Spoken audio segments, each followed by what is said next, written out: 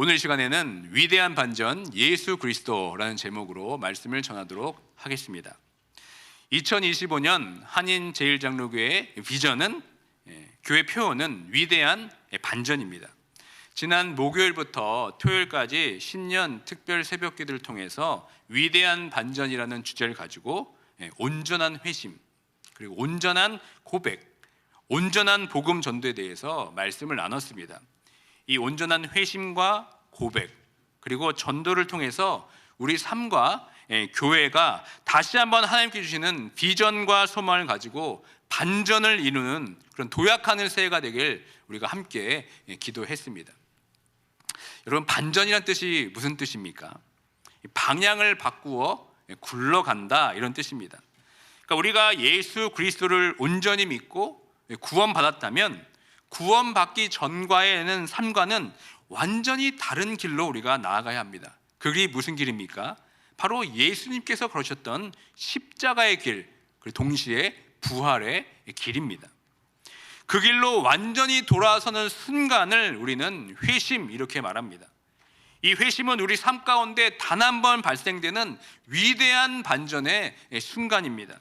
이 회심을 통해 우리 삶의 가치와 이 방향이 예수 그리스도께만 향하게 됩니다. 그리고 올바로 회심한 자들은 올바른 신앙 고백으로 나아갑니다. 온전한 회심을 경험한 자들은 예수를 그리스도라고 고백합니다. 그리고 동시에 예수를 나의 주, 이렇게 고백합니다. 이 고백은 너무나도 중요합니다. 그렇기 때문에 우리가 매 주일 예배 때 무엇을 고백합니까? 사도신경으로 우리의 신앙을 고백하고 있습니다. 이 신앙 사도신경의 고백의 내용은 성부 하나님, 성자 하나님, 성령 하나님, 이 삼위일체에 대한 고백을 합니다. 이 고백은 총 12문장으로 되어 있습니다. 그렇다면 제가 문제를 하나 드리도록 하겠습니다. 성부, 성자, 성령 하나님의 이 고백 가운데 사도신경에서 가장 많은 고백을 차지하는 것이 무슨 고백입니까? 대답을 하셔야죠. 네.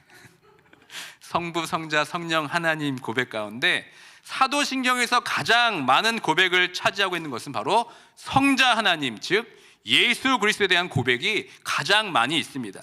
사도신경 12문장 중에서 6문장으로 가장 많은 부분을 차지하고 있습니다. 성자 하나님, 즉 예수님에 대한 그 고백 가운데는 예수님의 신분, 정체성, 그리고 예수님의 생애, 그 사역에 대해서 다 드러나 있습니다. 그 고백을 우리가 하고 있는 겁니다. 그렇다면 왜 사도신경의 고백 가운데 예수 그리스도에 대한 고백이 가장 많은 부분을 차지하게 되었겠습니까? 그것은 우리가 믿는 기독교는 예수님께 대한 바른 신앙의 고백으로 출발하기 때문에 그렇습니다. 성경에 보면 이 예수님의 삶, 이 예수님의 삶을 가장 완벽하게 보여주는 영원히 빛나는 보석과 같은 찬양시가 많이 있습니다. 예수님의 그 모든 순간을 생생하게 담아낸 아름다운 찬양시가 그 중에 바로 오늘 본문인 것입니다. 신약 성경에서는 초기 예배 중에 회중이 함께 불렀던 찬송이 여러 개가 있습니다. 그 여러 찬송 가운데 가장 유명하고 많은 분들이 사랑하는 이 그리스도에 대한 찬양시가 바로 오늘 빌립보서의 말씀입니다. 이 찬송시에는 예수 그리스도의 삶을 아름답게 그려내고 있습니다.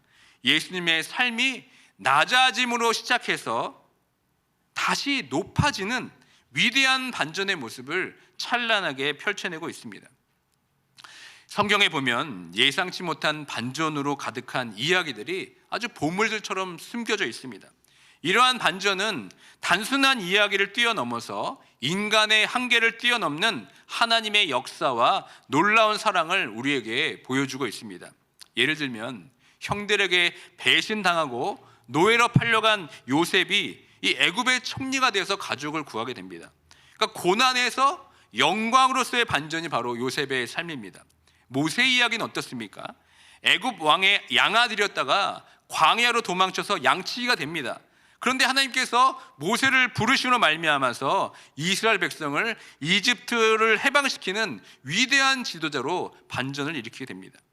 또 다윗과 골리앗의 이야기는 어떻습니까? 어린 다윗이 거인 골리앗을 물리치면서 이스라엘을 구원합니다.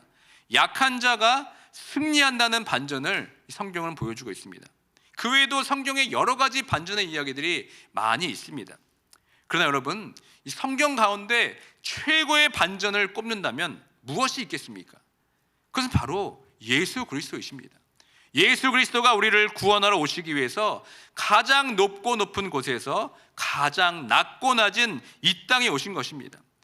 이것이 인류의 역사를 통틀어서 가장 위대한 최고의 반전입니다.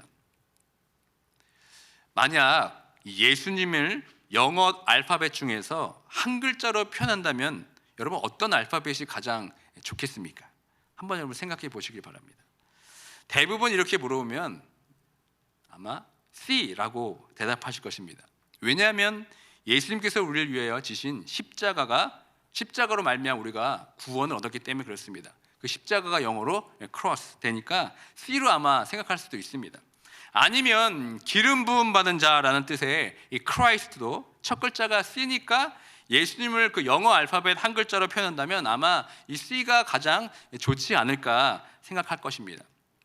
그런데 예수님께서 우리에게 보여주신 위대한 반전의 모습을 그려봤을 때 C보다는 어떤 알파벳이 여러분 가장 좋을 것 같습니까? 영어 알파벳 중에서 U, 이게 가장 적절하다고 생각합니다. 예수님의 생애, 즉 탄생, 죽음, 부활, 승천의 모습을 이 U 모양의 알파벳으로 우리가 그려낼 수 있기 때문에 그렇습니다. 오늘 본문인 빌립보서 2장 5절부터 11절의 말씀을 보면 사도 바울이 예수님의 삶을 이 아름다운 찬양시로 노래하고 있는데 그 내용을 보면 바로 U 알파벳의 모양으로 예수님의 삶을 볼 수가 있는 겁니다. 2장 5절부터 7절까지의 말씀을 다 함께 읽도록 하겠습니다. 너희 마음에 이 마음을 품으라. 곧 그리스도 예수의 마음이니 그는 근본 하나님의 본체시나 하나님과 동등됨을 취할 것을 여기지 아니하시고 오히려 자기를 비워 종의 형체를 가지사 사람들과 같이 되셨고, 이 U자 모양이 어떻게 그려집니까? 왼쪽에서 오른쪽으로 이렇게 그립니다. 그러니까 바로 이 U 모양의 왼쪽 위의 모습이 바로 6절의 내용입니다. 예수 그리스도는 하나님과 같은 본체셨습니다. 동등된 분이었습니다. 그런데 어떻게 됩니까? 하나님과 동등됨을 취할 것을 여기지 아니하시고 이 땅에 내려오십니다. 그리고 자기를 비워서 종의 형체를 가지사 사람들과 같이 되셨습니다. 그리고 여러분 8절 말씀을 보면 어떻게 됩니까? 사람의 모양으로 나타나사 자기를 낮추시고 죽기까지 복종하셨으니 곧 십자가에 죽으심이라. 이 말씀이 바로 U 모양의 가장 아래의 부분입니다. 자기를 낮추시고 죽기까지 복종하셔서 그 십자가의 죽으심을 우리가 확인할 수가 있습니다. 이 십자가의 죽음으로 우리는 우리의 죄를 대속받고 영원한 생명을 얻게 된 것입니다. 그런데 여러분, 이것으로 끝이 난 것이 아닙니다. 드디어 예수 그리스도의 위대한 반전이 우리에게 어떻게 드러나고 있습니까? 우리 9절부터 11절의 말씀을 함께 읽습니다. 이러므로 하나님이 그를 지극히 높여 모든 이름 위에 뛰어난 이름을 주사 하늘에 있는 자들과 땅에 있는 자들과 땅 아래에 있는 자들로 모든 무릎을 예수의 이름을 꿇게 하시고 모든 입으로 예수 그리스도를 주라 시인하여 하나님 아버지께 영광을 돌리게 하셨느니라. 아멘. 그러니까 하나님께서는 예수 그리스도의 십자가의 죽음 이후에 부활을 통하여서 예수 그리스도를 높이기 시작하십니다. 어디까지 높이십니까? 모든 이름 위에 뛰어난 이름을 주십니다. 하늘에 있는 자들이나 땅에 있는 자들까지도 모든 무릎을 예수의 이름 앞에 꿇게 하십니다. 그리고 모든 입으로 예수 그리스도를 주라 시인하게 하시고 하나님 아버지께서 영광을 받으시게 됩니다. 이 부분이 바로 알파벳 U의 오른쪽 부분으로 우리가 설명할 수가 있겠습니다.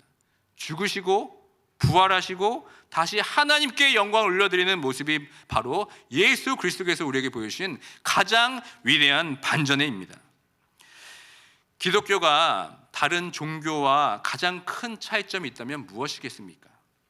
그것은 하나님께서 우리에게 직접 찾아오시고 우리와 소통하신 것입니다. 여기에 기독교가 세상 종교와 다른 위대한 반전이 있는 겁니다. 이 세상에는 신에 대한 두 가지의 신념 체계가 있습니다. 하나는 무신론으로서 신은 없다라는 겁니다.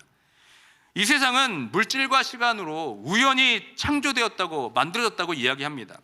그리고 또 하나의 신념체계는 신은 있다라는 유신론입니다. 유신론의 주장은 이 세상은 신이 의도적으로 질서 있게 창조하였고 인간도 그 중에 하나라고 말합니다. 그러니까 세상의 모든 만물이 우연히 존재하게 된 것이 아니라 신의 특별한 의도와 계획을 가지고 창조했다고 생각합니다.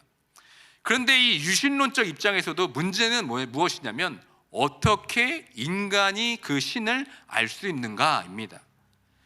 인간의 입장에서 보면 신의 종류가 두 가지가 있습니다. 소통하는 신이 있고 그렇지 않은 신이 있습니다. 대부분 신들은 인간과 소통하지 않습니다. 그러니까 그 신을 알기 위해서 우리 인간이 어떻게 합니까? 인간 스스로 애쓰고 수고하고 노력해야 됩니다. 그래서 돌을 닦기도 하고 고행과 수행을 통해서 그 신을 찾으려고 안간힘을 씁니다. 그런데 이 기독교는 어떻습니까? 다른 종교와 다른 점이 무엇입니까?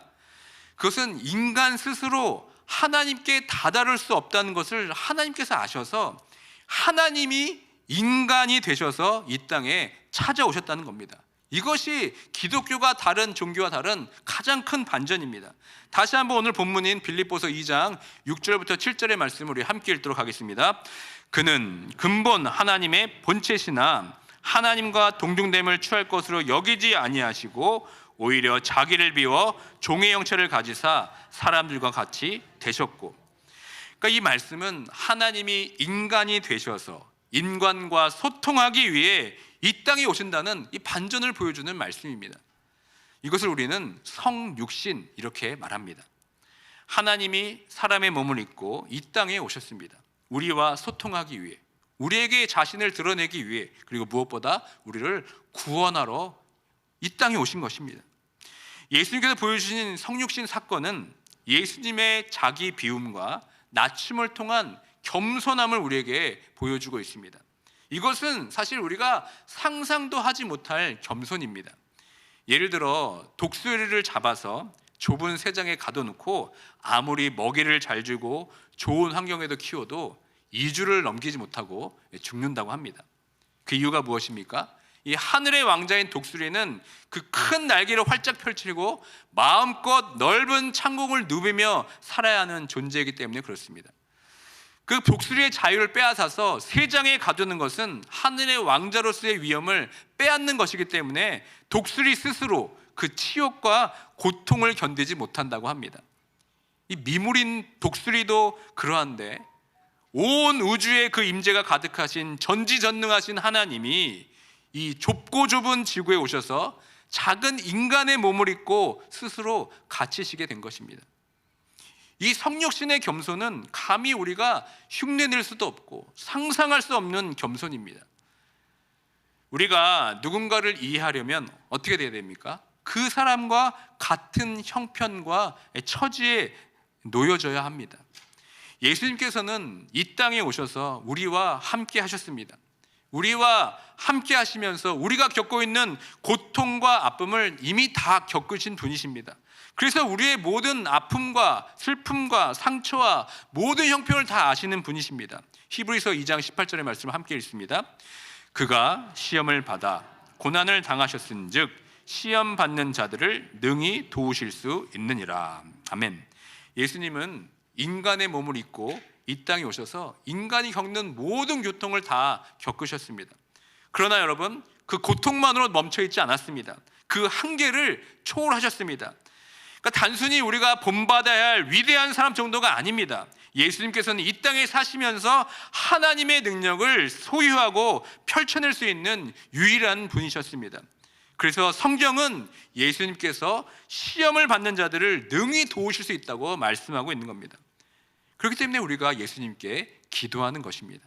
그렇기 때문에 우리가 우리의 작은 신음에도 응답하시는 그 예수님께 우리가 나아갈 수 있는 겁니다. 여러분, 이것이 얼마나 놀라운 은혜입니까?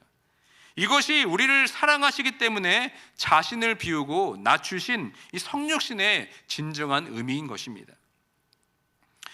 예수님께서 또 우리에게 보여주신 반전이 있습니다. 그것이 무엇입니까? 바로 십자가입니다. 다 같이 빌립보서 2장 8절의 말씀을 함께 읽습니다. 사람의 모양으로 나타나사 자기를 낮추시고 죽기까지 복종하셨으니 곧 십자가에 죽으심이라. 아멘. 모든 인간은 높아지기를 좋아하지 낮아지는 것을 좋아하는 사람은 한 사람도 없습니다. 가능한 한 위에 있으려고 하지 내려가려고 하지 않습니다. 어떻게든 위로 올라가려고 발버둥 칩니다. 그런데 여러분, 예수님은 그렇지 않으셨습니다. 십자가 사건으로 인하여서 더 이상 내려갈 수도 없는 데까지 내려가셨습니다. 종의 형처럼 오셨습니다. 그리고 생명의 하나님으로서 생명이 없는 죽음까지 내려가셨습니다. 그런데 여러분, 예수님께서 결코 힘이 없으셔서 십자가에 달리신 것이 아닙니다. 그 무서운 십자가의 죽음을 예수 그리스도께서는 기꺼이 자원해서 선택하셨습니다. 예수님의 그 자발적 선택으로 십자가를 택하셨습니다. 다 함께 요한복음 10장 17절부터 18절까지의 말씀이 있습니다. 내가 내 목숨을 버리는 것은 그것을 내가 다시 얻기 위함이니 이로 말미암아 아버지께서 나를 사랑하시느니라. 이를 내게서 빼앗는 자가 있는 것이 아니라 내가 스스로 버리노라. 나는 버릴 권세도 있고 다시 얻을 권세도 있으니 이 계명은 내 아버지에게서 받았노라 하시니라. 아멘. 그러니까 십자가의 죽음은 무엇입니까? 이 성육신과 더불어서 하나님이 하나님으로서 누려야 될 당연한 특권과 권리를 스스로 포기하신 것입니다. 예수 그리스도는 하늘과 땅의 모든 권세를 가지신 분이셨지만 스스로 그것을 포기하셨습니다. 왜 그러셨습니까? 그것은 우리를 사랑하시기 때문에 그러신 것입니다. 십자가는 하나님 사랑의 극치를 보여주고 있습니다. 무가치하고 쓸모없는 나를 위해서 예수님의 그 자발적인 선택으로 인해 십자가에서 자기 목숨을 내어주셨습니다. 그 결과 너무나 악하고 추하고 정말 쓸모없는 우리 존재인 나를 위해서 하나님께서 우리를 위하여 새로운 생명을 허락해 주신 것입니다. 이것이 여러분 우리 삶의 가장 위대한 반전이 아니겠습니까? 그렇다면 여러분, 왜 하필 십자가입니까? 십자가 외에는 다른 방법이 없었겠습니까? 그러나 십자가일 수밖에 없는 이유가 있습니다. 그것은 하나님의 그 성품인 정의와 사랑 때문에 그렇습니다. 하나님께서는 내가 너의 죄를 눈감아 줄게, 용서해 줄게 라고 말씀하실 수도 있었습니다. 그러나 그것은 하나님의 그 정의의 성품과는 맞지가 않습니다. 아니면 너는 죄를 지었으니 죽어 마땅하다라고 말씀하실 수도 있습니다. 그러나 그것은 하나님의 그 사랑의 성품에 위배가 되는 겁니다. 그 하나님의 성품인 정의와 사랑을 동시에 만족시킬 수 있는 방법은 오직 하나밖에 없습니다. 그것은 누군가가 우리를 대신해서 죽는 것입니다. 그것이 바로 십자가입니다. 다 같이 갈라디아서 1장 4절의 말씀 함께 읽습니다. 그리스도께서 하나님 곧 우리 아버지의 뜻을 따라 이 악한 세대에서 우리를 건지시려고 우리의 죄를 대속하기 위하여 자기 몸을 주셨으니. 그러니까 하나님의 은혜란 눈을 그저 감아주는 것이 아닙니다. 죄 없으신 하나님의 아들 예수님이 자신의 목숨으로 우리의 죄값을 치러야 합니다. 이것이 바로 십자가입니다. 이것을 신학적인 용어로 대속 이렇게 부릅니다. 그러니까 이 대속은 남의 죄를 대신해서 벌을 받고 값을 치른다, 속죄한다는 뜻입니다. 예수님께서 나를 구원해 주시기 위해서 치른 이 믿을 수 없는 희생, 그 십자가의 사랑이 바로 이 복음의 진수입니다. 이 대속제물이 되기 위해서는 두 가지의 조건이 필요합니다. 첫 번째 조건은 흠없는 제물이 되어야 한다는 겁니다. 죄 있는 인간은 결코 남의 죄를 위해 죽을 수가 없습니다. 예를 들어 살인범 둘이 있습니다. 둘 다 사형 선고를 받았습니다.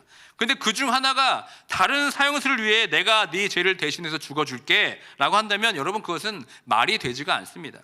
왜냐하면 그 사형수는 이미 자기 죄로 죽는 것이 결정되었기 때문에 그렇습니다.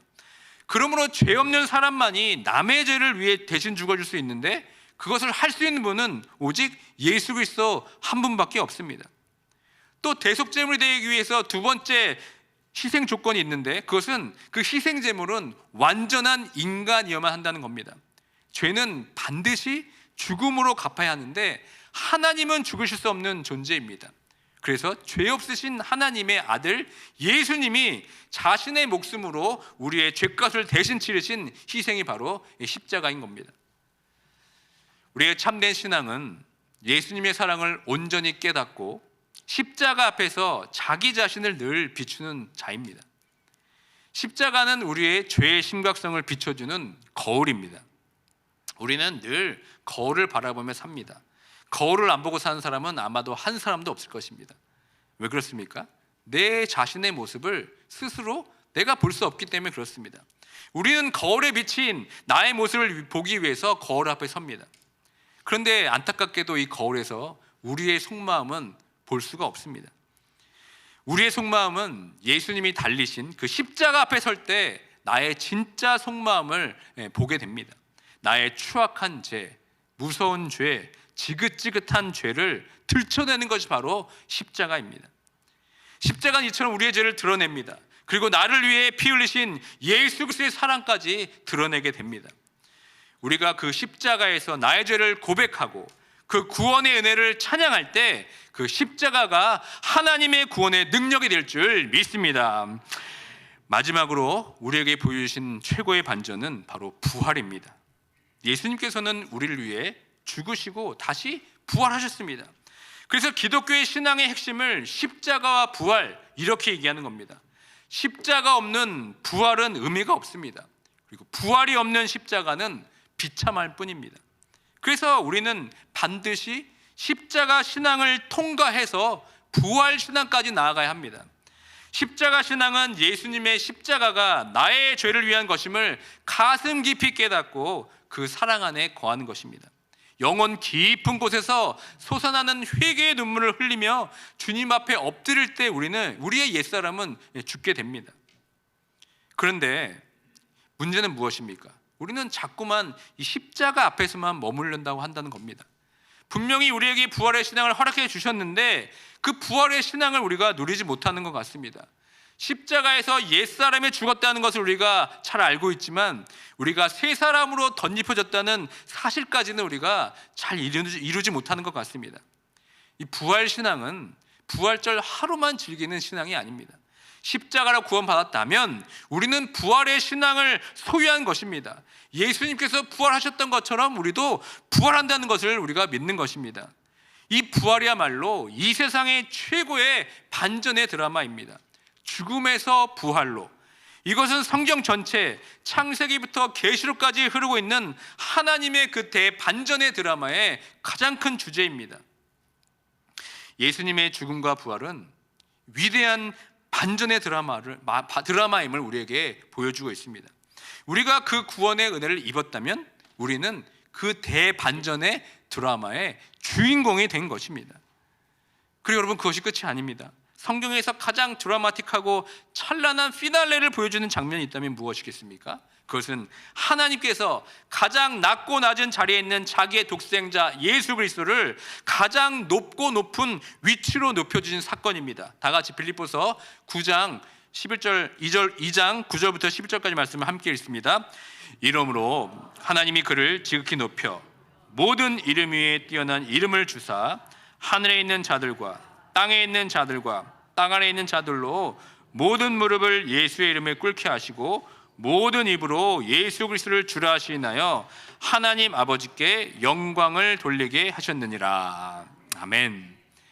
하나님께서는 이 죽음이라는 가장 낮고 천한 자리까지 내려가신 예수 그리스도를 이제는 아무도 부인할 수 없는 영광의 왕으로 우뚝 서게 하십니다. 마지막 날에 천사들과 구원받은 성도들은 기쁨으로 그분 앞에 엎드려 예수가 주이심을 시인하게 될 것입니다. 모든 피조물들이 예수가 주이심을 확실하게 고백하며 찬양하게 되어 있습니다. 우리가 걸어가고 있는 우리 인생에 있어서 이 최악의 사건이 무엇입니까?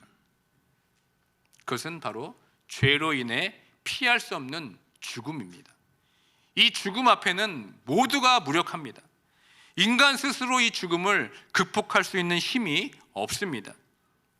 시험에 떨어지면 다시 시험에 도전하면 됩니다. 사업이 망해도 우리가 다시 시작할 수가 있습니다. 그런데 여러분, 이 죽음은 결코 돌이킬 수가 없습니다. 그런데 예수님께서 이 죽음을 이기셨습니다. 인간을 가장 두렵게 하는 이 죽음이 주님 앞에서 완전한 힘을 잃어버렸습니다. 다 같이 고린도서 15장 55절의 말씀을 함께 읽습니다. 사망아 너희 승리가 어디 있느냐? 사망아 네가 쏘는 것이 어디 있느냐? 예수님께서 죽음을 이기시고 부활하셨다는 사실은 예수를 믿는 모든 성도들이 죽고 나면 예수님처럼 영원한 나라에서 영광스러운 몸으로 부활한다는 최고의 반전을 맞이하게 됩니다.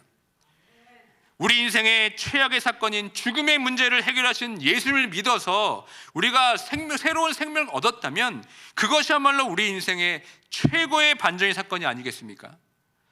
사망 권세 깨트리고 부활하신 예수님을 믿으면 우리는 우리의 삶은 새로운 힘을 얻게 됩니다. 우리 인생 최악의 사건, 죽음에서 승리하게 해주신 그 주님의 발자취를 따라가다 보면 우리 삶의 어떤 문제 앞에서도 낙심하지 않고 담대하게 승리하게 될 줄 믿습니다.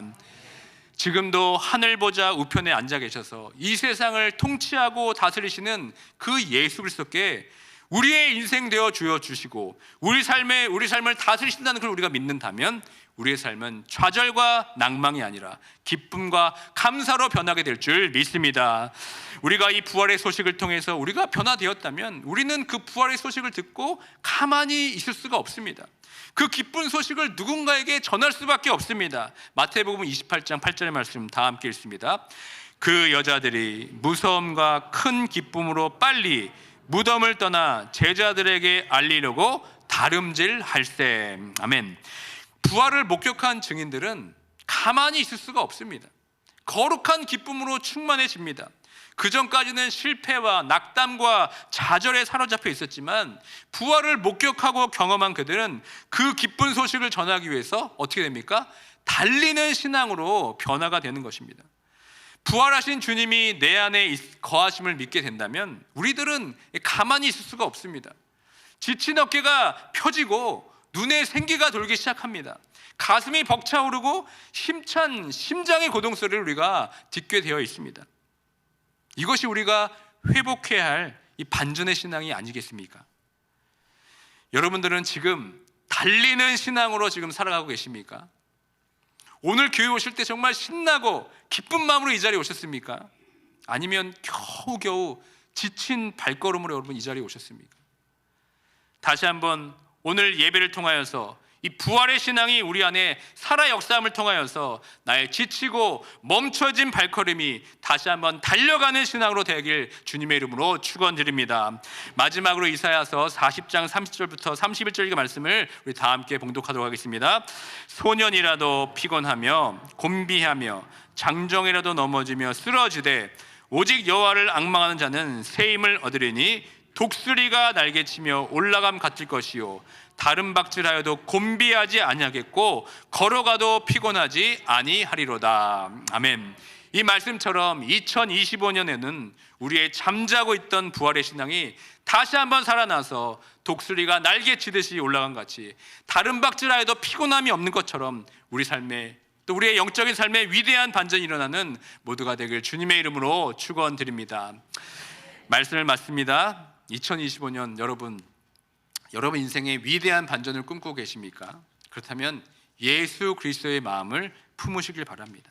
낮아지고 또 낮아지는 겸손과 우리를 사랑하시기 위해서 십자가에 죽기까지 순종하신 그 사랑의 마음을 품으시길 바랍니다. 그 십자가는 수직적으로는 하나님 사랑과 수평적으로는 이웃 사랑을 드러내는 하나님 사랑과 이웃 사랑의 결정체입니다. 그 사랑으로 죽을 수밖에 없는 우리 삶에 새로운 생명을 얻는 반전이 일어났습니다. 이제는 우리가 그 십자가의 사랑을 전할 차례입니다. 하나님을 사랑하고 이웃을 사랑하기 때문에 우리는 예수님께서 보여주신 겸손과 순종의 삶으로 살아가야 합니다. 그것이 때로는 너무나 지치고 힘들 때도 있겠지만 그때 우리 삶에 예수 그리스도께서 부활하시고 하늘에 오르셔서 영광을 받는 그 반전을 보여주신 것처럼 우리 삶에도 예수 그리스도께서 보여주셨던 위대한 반전이 다시 한번 일어나게 될 줄 믿습니다. 2025년 여러분 삶에 위대한 반전을 원하신다면 이 세상 최고의 반전인 예수 그리스도의 삶을 온전히 쫓으시길 바랍니다. 예수 그리스도의 마음을 품고 하나님 사랑과 이웃 사랑의 삶으로 나아가서 그것이 나에게 가장 큰 행복이라고 고백할 때 우리의 삶과 교회 가운데 위대한 반전이 일어나게 될 줄 믿습니다.